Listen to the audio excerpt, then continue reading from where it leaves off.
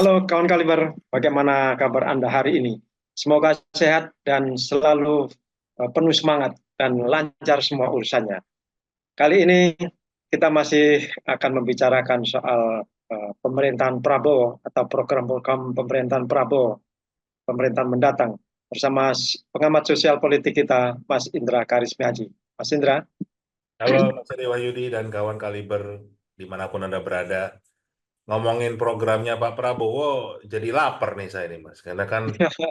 programnya makan Nanti bergizi kan gratis. nanti kan dapat makan siang gratis, Mas. Nah, aku udah nggak sekolah lagi, nggak bisa dapat gitu. Jadi kalau kemarin ada masyarakat yang mengira programnya Pak Prabowo itu ngasih makan semua orang gratis, ya itu keliru. Program itu memberikan makan itu pada anak sekolah, ibu hamil, dan mungkin anak-anak ya. Itu cuman Ya, eh, mekanismenya juga belum belum jelas lah ini. Ini masih digodok terus. Nah, hari ini ya. apa yang mau kita bahas nih Mas? Apa tentang makan gratis? Ya, makan gratis saja kita bahas. Selain mekanisme ini, nilainya. Nilainya itu berapa? Ini kan masih dibicarakan terus. Jadi kita perlu bahas ini. Saya ambil dari katadata.co.id. Prabowo kaji dana makan bergizi gratis Rp9.000 atau 7.500 per anak. Ekonom Verdana Sekuritas Herianto Irawan membocorkan hasil pertemuannya dengan tim ekonomi pemerintahan Prabowo Subianto Gibran Rakabuming Raka dengan sejumlah ekonom. Salah satunya terkait rencana untuk mengkaji alokasi makan bergizi gratis bisa di bawah Rp15.000 per anak. Herianto menuturkan bahwa tim ekonomi Prabowo sudah menyetujui anggaran program tersebut sebesar Rp71 triliun dalam rancangan anggaran pendapatan dan belanja negara atau era APBN 2025, sehingga alokasi penggunaannya akan disesuaikan. Kemudian tugasnya presiden terpilih ke tim ekonomi itu memikirkan apakah biaya makanan per hari itu bisa diturunin menjadi lebih hemat dari Rp15.000, mungkin ke Rp9.000 atau ke Rp7.500 per anak, kata Herianto.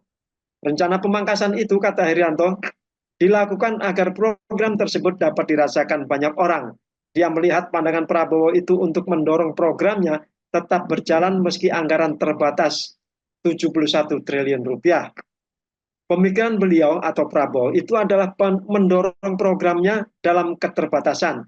Keterbatasan di dalam Rp71 triliun tidak kemudian mendorongnya ke Rp200 triliun atau Rp300 triliun, kata dia. Untuk itu, Herianto menilai opsi pemangkasan anggaran yang dipilih Prabowo bukan sesuatu yang buruk, karena pemerintahan ke depan berupaya memaksimalkan anggaran sebesar Rp71 triliun.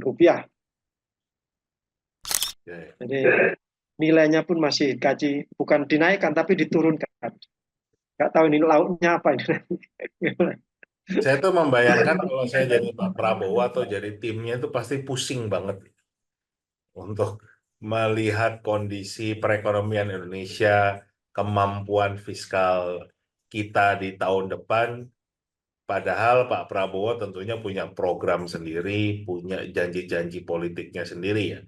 Salah satunya yang tentunya kita sangat familiar, kita sangat kenal itu program unggulan beliau adalah memberikan, kalau tadinya awalnya namanya makan siang gratis, sekarang berubah menjadi makanan bergizi gratis karena kemungkinan akan ditarik menjadi sarapan kan, nggak makan siang lagi. Dan hari ini kita dapat berita kalau angka awal yang tadinya 15.000 berharap bisa diturunkan menjadi 9.000 atau bahkan setengahnya 7.500. Dan kita semua tahu, kita sudah membahas berulang kali, karena memang kekuatan anggaran APBN kita di tahun 2025 itu memang sangat berat bebannya, terutama dengan adanya jatuh tempo hutang dan pokok. Hitungannya saya nggak tahu ya pastinya itu pokoknya berapa, hutangnya berapa, tapi pokoknya tahun depan itu yang jatuh tempo itu 800 triliun. Nah, kalau kita punya APBN itu 3.500 ya, atau 3.300 triliun ya, sekitar itu kan. Kalau 800 triliunnya saja sudah habis buat membayar hutang yang jatuh tempo, ya memang akan berat sekali. Belum lagi kita juga belum tahu apakah memang tahun depan itu pendapatan pajak kita bisa sesuai dengan harapan. Karena kita tahu juga kan banyak PHK, kondisi bisnis itu sedang tidak baik. Jadi memang menjadi Pak Prabowo dan timnya itu pasti akan sangat pusing, butuh butuh banyak healing kan gitu. Ini ini ini pastinya begitu. Nah, apa sebetulnya bisa bisa dilakukan ya? Yang pertama tentunya kita sudah mengingatkan ya, pastikan kalau semua anggaran itu betul-betul diperketat. Jadi betul-betul dikawal dengan cara pertama memastikan orang-orang yang akan memegang jabatan yang akan membantu Pak Prabowo itu orang-orang yang kompeten, bukan yang sekedar eh, minta jabatan, merasa berjasa pada kemarin saat Pilpres berjasa kemudian diberikan. Nah, kalau bicara tentang makan bergizi gratis ini, sebetulnya Pak Prabowo bisa menggunakan polanya Pak Jokowi. Pak Jokowi itu kan mampu mengemas program-program yang sebetulnya sudah berjalan sejak zaman Pak SBY atau sebelumnya, tapi seolah-olah menjadi program beliau. Contohnya KIP kuliah, kan? KIP kuliah itu kan orang berpikirnya, oh ini pasti programnya Pak Jokowi. Padahal sebelumnya di zaman Pak SBY itu sudah ada yang namanya bidik misi. Jadi sebetulnya sama aja, mekanismenya sama, tapi kan seolah-olah itu menjadi programnya Pak Jokowi. Nah, untuk pemberian makan ini, Mas, sebetulnya pemerintah Indonesia itu sudah punya program yang berjalan sejak tahun 2010. Namanya PMTAS. Nah, mungkin banyak yang familiar ya. PMTAS itu singkatan dari pemberian makanan tambahan anak sekolah. Jadi sebetulnya udah nyambung kan? Udah ada programnya nih kan gitu. Nah, tinggal mungkin diperbanyak lagi.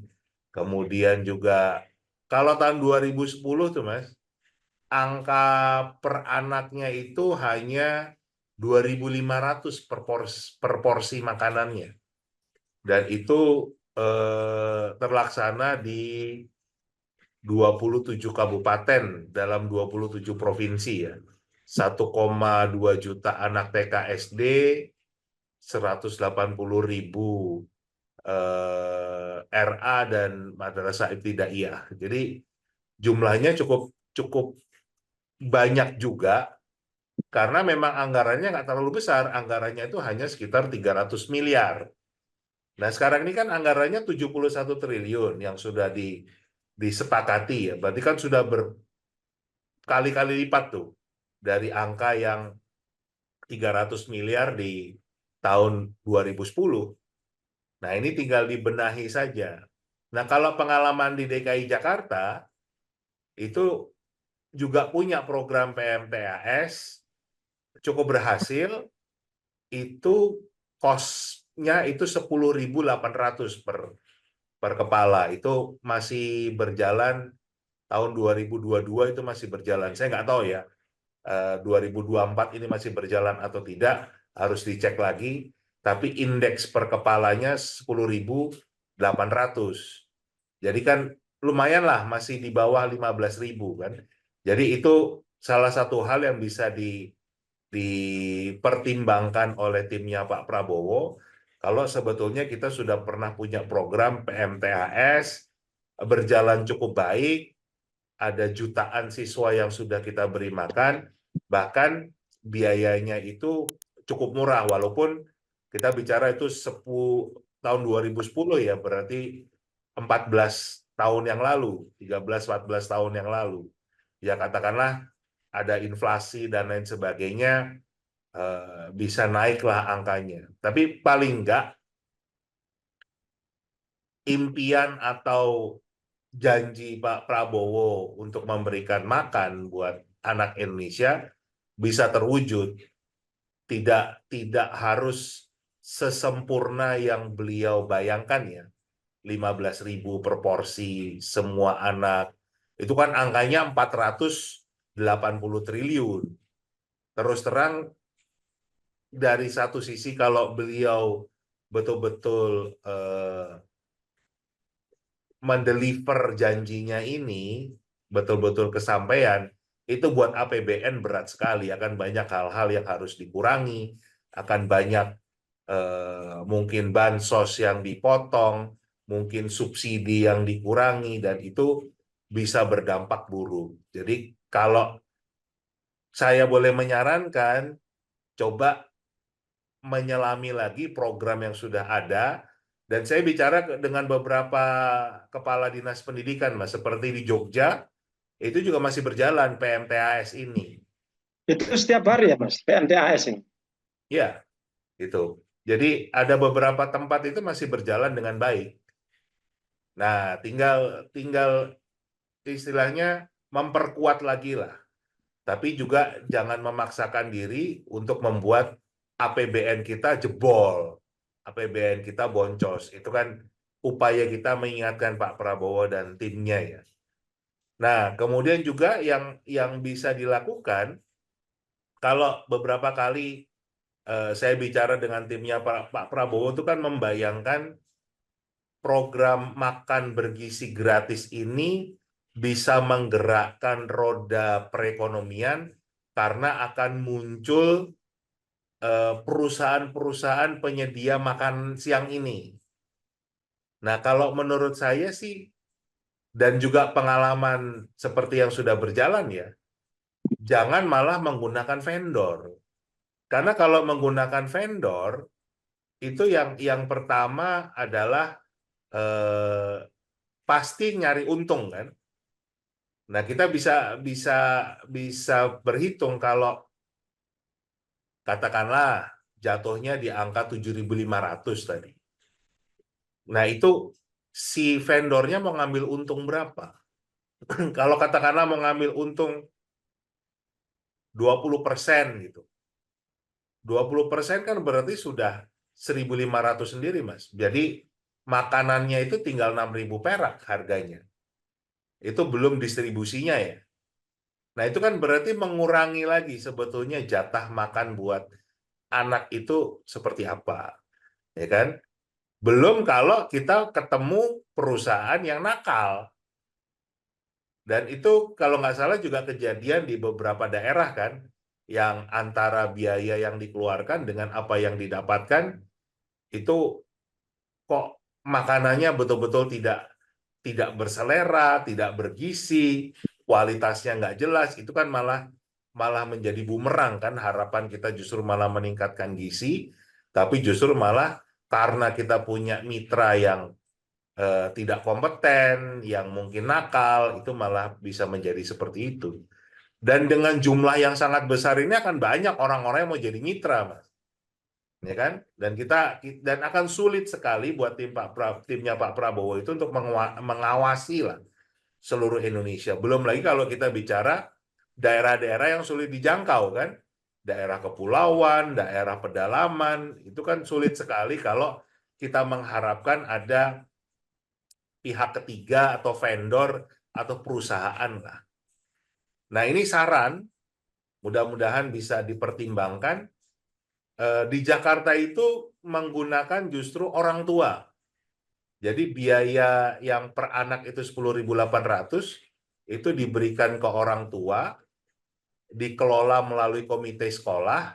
Jadi pertimbangannya gini, walaupun nggak selalu benar ya, kalau orang tua sendiri masa korupsi buat makanan anaknya sendiri kan kebangetan gitu loh. Itu satu, ya kan?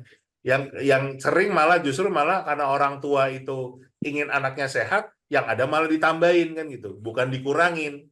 Itu masuk logika kan, walaupun ada juga sih orang tua yang nakal, yang ini ada juga, tapi kalau itu dikelola secara bersama-sama kan eh, selama ini kelihatan berjalan dengan baik kan gitu. Jadi malah bagaimana orang tua itu juga dilibatkan dan akhirnya akan muncul ekosistem yang betul-betul baik yang memang seharusnya antara orang tua, sekolah, anak itu menjadi sebuah hubungannya tidak seperti sekarang Mas yang seolah-olah seperti penjual dan pembeli kan, tetapi menjadi mitra bersama karena memang mendidik anak itu harus harus secara kolaborasi ya, bersama-sama. Nah, ini pemerintah dalam hal ini Pak Prabowo memberikan stimulasi agar 3 sentra pendidikan modelnya Ki Hajar Dewantara itu terwujud. Bagaimana rumah menjadi sentra pendidikan, orang tua menjadi bagian dari pendidikan itu, sekolah menjadi bagian dari pendidikan, dan pergerakan pemuda juga menjadi bagian dari pendidikan. Mungkin itu Mas yang bisa kita lihat dari berita hari ini ya, apa yang bisa Ya, kita masukkan, kita kupas kondisinya. ya begitu kawan Kaliber. Jadi tim Pak Prabowo masih menggodok terus bagaimana mekanisme dan nilai yang akan dikeluarkan untuk pemberian makan siang, makan gratis bergizi. Gitu. Dan bergizi Jadi ini, gratis. tapi konteksnya masih setiap hari ini ya. Belum lagi nanti misalnya utak-atik lagi kurang nih duitnya. Bisa juga bukan tiap hari, tapi 2 kali sepekan gitu. Bisa saja untuk mengakal-ngakali angka yang sangat minimal ini. Tapi kita harapkan makan bergizi ini nanti berjalan dan kita juga berharap di tengah sempitnya ruang fiskal ini Pak Prabowo tidak menyesal kenapa kemarin menang Pilpres gitu ya. Gitu. Terima kasih Mas Indra. Terima kasih kawan Kaliber. Seperti biasa kami tunggu komentar Anda tentang makan bergizi dari program Pak Prabowo. Terima kasih, sampai jumpa. Sampai jumpa.